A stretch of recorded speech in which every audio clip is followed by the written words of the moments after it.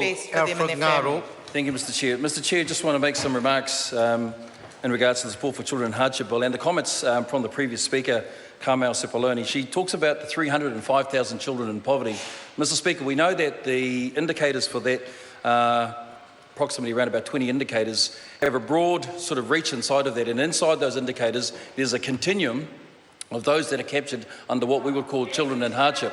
And that is recognised because just last week, in fact, there was a cross-party hosting of UNICEF, and under UNICEF it was called Future Fair. And while we were there, actually it talked about the fact is that they've got a new website, and what they've done is that they've captured the 100,000 kids that they believe are captured under what they would call hardship. So when the member opposite talks about the 305, we've even got UNICEF who actually have defined as the true number of those in true hardship in that continuum is 100,000. That's right. So look, the opposition can talk all it likes, but go onto the website, have a look for yourself. You'll see it there indicated 100,000 kids.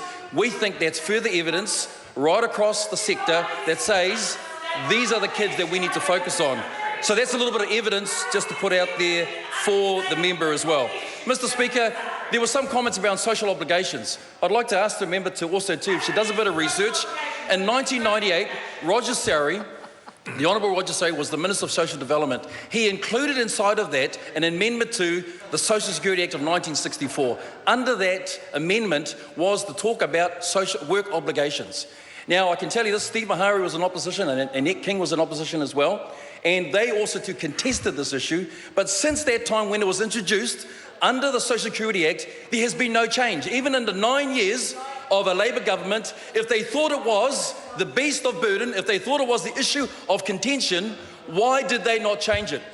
I tell you the reason why, Mr Speaker, because even they know work obligations is important. In fact, if they look under the primary clause under the Social Security Act of 1964, yes, Joseph Savage was the founder of this, the father of that act. What does it say? The primary clause talks about this, that work is the best opportunity for those to further themselves out of that vulnerable circumstance. Right. So, Mr Speaker, work obligations is not an evil, it's a necessity. However, what is important is the way in which we ensure that we wrap around support for those that are much needed in that sort of situation. Mr Speaker, there were also comments about the fact of where is the evidence, and the Minister has talked about international evidence, and in the opposition they said there was a lack of evidence.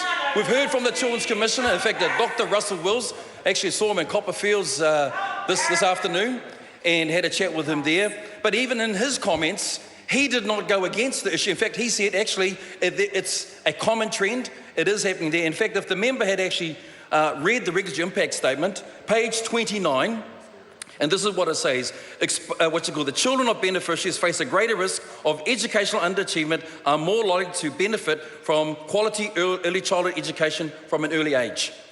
From a career perspective, women are probably best advised to go back to work around 6 months after childbirth. So it talks about this. Now, the international evidence that it comes from is the OECD report. So you can download that and you can read from the report, and the OECD report adds further evidence to the fact that the growing trend around fertility rates, around workforce placement for women internationally is that more of them are heading back to work when their children are between the ages of 3 and 5. So, Mr Speaker, we believe that not only is this piece of legislation in line with international evidence, but we believe also too it's supported very much there. And we can talk about international evidence, but let's talk about our own evidence, Mr Speaker. If we talk about the census, Statistics New Zealand talks about this, that this reflects significant changes in employment patterns over the past 2 decades, as figure 6 on page 29 shows below. Over the last 20 years, the largest gain in employment rate for all mothers have been in the group where the youngest child is aged 3 to 4 years.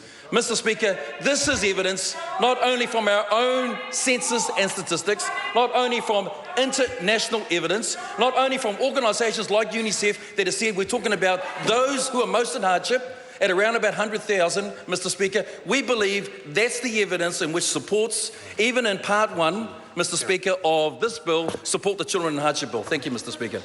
I call Derek Bull.